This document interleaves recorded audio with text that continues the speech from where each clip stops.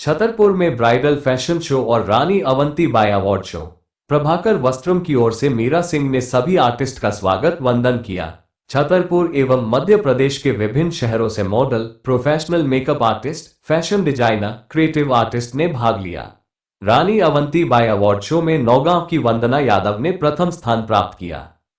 मध्य प्रदेश के खूबसूरत शहर छतरपुर, जहां पर बुंदेलखंड अवार्ड के साथ स्वरोजगार महिलाओं का सम्मान करने मुख्य अतिथि क्रमिक यादव पहुंचे।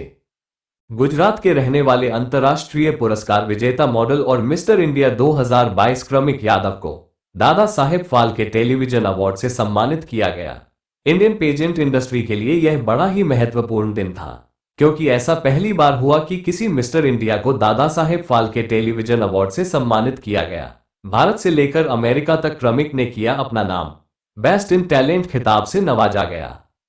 रानी अवंतीबाई अवार्ड शो में भाग लेने वाले प्रतिभागियों को बुंदेलखंड अवार्ड देकर क्रमिक यादव और पूर्व नगर पालिका अध्यक्ष अर्चना सिंह, कार्यक्रम की आयोजक मीरा सिंह के द्वारा मंच से सम्मानित किया गया। प्रतिभागियों के द्वारा मंच पर गीतों पर प्रस्तुतियां दी गई। राज इंडिया 18 के लिए ब्यूरो रिपोर्ट छोटू खान, छतरपुर। नमस्कार, मेरा नाम है वंदना यादव और मैं छतरपुर जिले के एक छोटे से गांव से हूं। और आज मैं धन्यवाद करना चाहूँगी मोदी जी का, जिन्होंने प्रभाकर वस्त्रम के द्वारा हमको इतना अच्छा मंच दिया। और मैं थैंक यू कहना चाहूँगी क्रमिक सर को जो आए यहाँ पे, और थैंक यू कहना चाहूँगी अर्चना जी को जो यहाँ पे आए। प्लीज़ मैं थैंक यू कहना चाहूँगी अर्चना भाभी को, जिन्होंने हमारी शो पर आके इस शो की शोभा ही बढ़ा दी।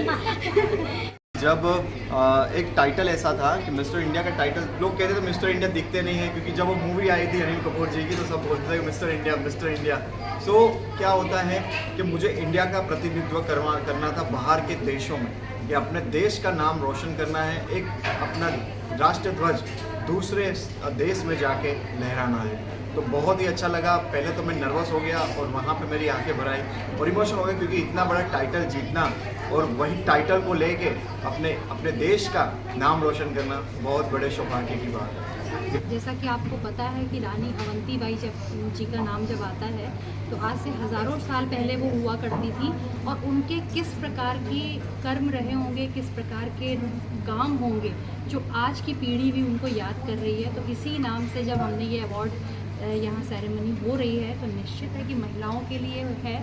और इस क्षेत्र में हमारी भोपाल की मोना जी हैं, मोना सिंह जी हैं, वो विशेष काम कर रही हैं। जो हमारी बच्चियाँ हैं, जो हमारी महिलाएं हैं, और दूर दराज क्षेत्रों में मध्य प्रदेश ही नहीं बल्कि पूरे भारत में घूम घूम के वो ऐसी प्रतिभाओं को निखार। और मैं उनका इसलिए उनको आज इस मंच के माध्यम से धन्यवाद देना चाहती हूँ, क्योंकि जब आज हमारी पीढ़ी जो है वो पाश्चात्य की तरफ भाग रही है, तो ऐसे में मोना सिंह जी हमारे भारतीय संस्कृति को बढ़ावा देने के लिए, भारतीय जो परिधान है उन सबको बढ़ावा देने के लिए जो ये ऐसे ऐसे प्रोग्राम कर रही हैं जगह जगह जाके, तो ये कहीं ना कहीं अच्छी चीज़ है। और नमस्कार, मैं मोना सिंह, प्रभाकर वस्त्रम, भोपाल, मध्य प्रदेश से। हमारे देश की वीरांगनाओं को तो कौन याद नहीं करता, लेकिन जब बात मध्य प्रदेश की आती है तो क्यों ना हम मध्य प्रदेश की वीरांगनाओं को याद करें, जैसे रानी अवंतीबाई, दुर्गावती, लक्ष्मीबाई। ये कहीं ना कहीं हमारे बुंदेलखंड से इनका गहरा संबंध रहा है।